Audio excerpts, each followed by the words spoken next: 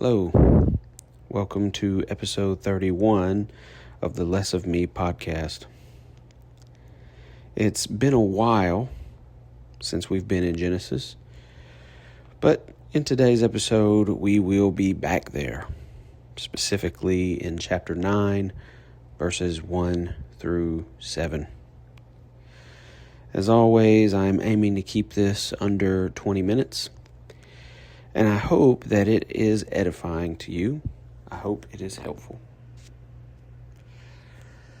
Chapter 9, verse 1 starts this way. So God blessed Noah and his sons, and he said to them, "Be fruitful and multiply and fill the earth." And so the first mission of man, post-flood, was to repopulate it. And then verse 2, God says, "And the fear of you and the dread of you shall be on every beast of the earth, on every bird of the air, on all that move on the earth, and all the fish of the sea. They are given into your hand."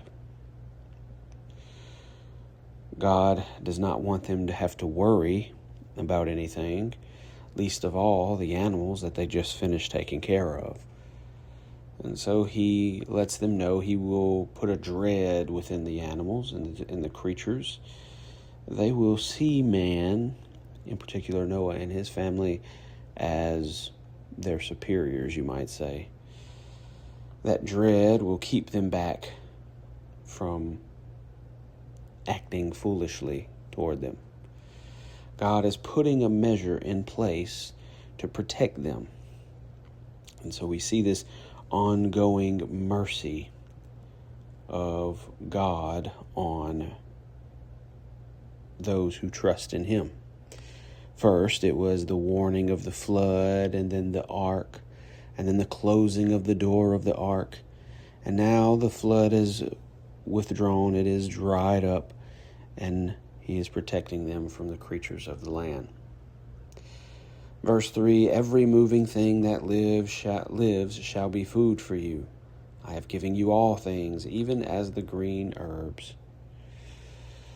And so, not only that, protect them from the, let's say, creatures and their habits, their viciousness, their aggressiveness. They, like Noah and his family, are also hungry. So they will, but in this particular situation, they will be in dread of them, and so will not attack them for food. But then he turns around and he gives Noah and them the right to eat all creatures. There's a lot to be said about this, but I want to, in keeping with what I've been saying, I want to say it is a further expression of God's mercy. Not only has he protected them all the way through the flood, and now after the flood, he's also providing to them sustenance. Some people have speculated that this is because the land has been destroyed. Everything, the plants, everything on earth has just been obliterated by this massive flood, and what is left but the animals that Noah brought with him. And so God is assuring that they have sustenance. He's assuring they have food. And so he gives them the animals. Some people think this. I believe this is very strong likelihood. Nonetheless, we're seeing this continual mercy given to God's people. But he says this, "But you shall not eat flesh with its life, that is, its blood." And this is just what it is. You don't eat flesh with its blood in it. You don't eat something alive, right? And verse 5, "Surely for your lifeblood I would demand a reckoning." And so it's a sort of reminder to them to take this seriously. The death of these animals directly leads into the death of them. That God doesn't want them to disrespect this food he's now provided for them. And he wants them in it to remember that they are made in his image too. If anyone harms them, there's a reckoning. He goes on, from the hand of every beast I will require it, and from the hand of man, from the hand of every man's brother, I will require the life of a man. That is to say, any animal that harms a man, God will require a reckoning. It's a reckoning upon them and upon a man. God is taking man's importance and really highlighting it, lifting it up much higher than it deserves, of course, and honoring them and showing this great, profound mercy on them, specifically because of Noah and his trust in God. And of course, he's heightening the consequences of sin here. This is the first time, I do believe, correct me if I'm wrong here, that God has mentioned that if you kill someone, you will be killed. You shed man's blood, your blood will be shed. This great mercy here is not only in an effort to restrain people from dishonoring the Lord and marring those who are made in his image, but it is to keep them from killing each other, to forcing each other to go into some sort of extinction. While the animals were in dread of man, man is now being put in dread of God.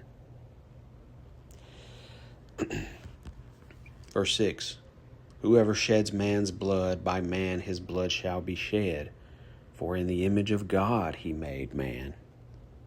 And this is why, as a Christian, if you call yourself Christian, you must be, by default, anti-abortion.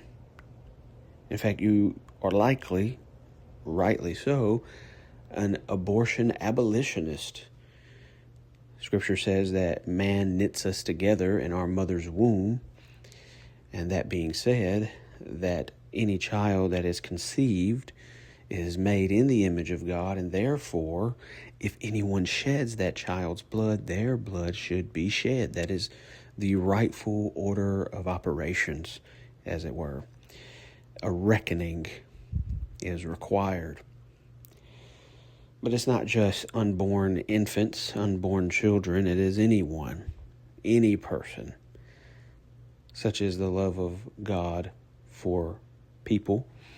Such is the honor and the